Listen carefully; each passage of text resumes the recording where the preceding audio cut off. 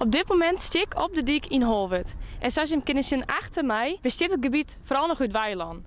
Maar als het goed is, zit het gebied een periode helemaal onder water bij het project Holwert aan Zee. Hoe zit het er nou voor? We zitten nu in de fase dat we 16 december hebben een intentieovereenkomst afsluiten met onze stakeholders. En de opdracht van dit jaar is om te komen tot de samenwerkingsovereenkomst eind van het jaar. En daarvoor hebben we nog een heel mooi voorlopig ontwerp machinaal. En wat is het eerste spannende punt in dit hele proces voor straks? Ja, het meest spannende binnen een aantal zaken. Slip is heel spannend. Van, ja, hoeveel slip komt er binnen? Hoe kunnen we dat zo vol mogelijk boeten letten? Dat is hier een hele spannende. En daarnaast zitten we wel in landbouwgrond.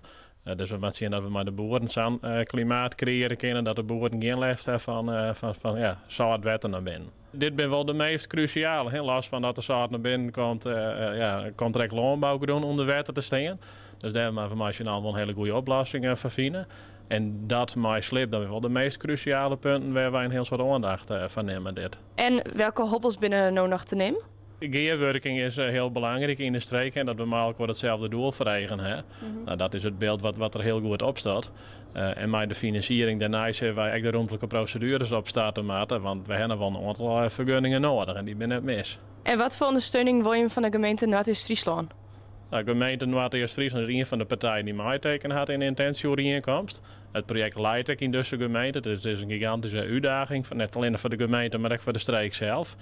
En we zullen ook heel goed zien naar het beheer. Maar dat is net iets wat we alleen aan de gemeente vragen van las dat voor u op. Dat zijn we machinaal dwaamaten. Maar de gemeente staat er hartstikke fijn in wat dat dan gaat.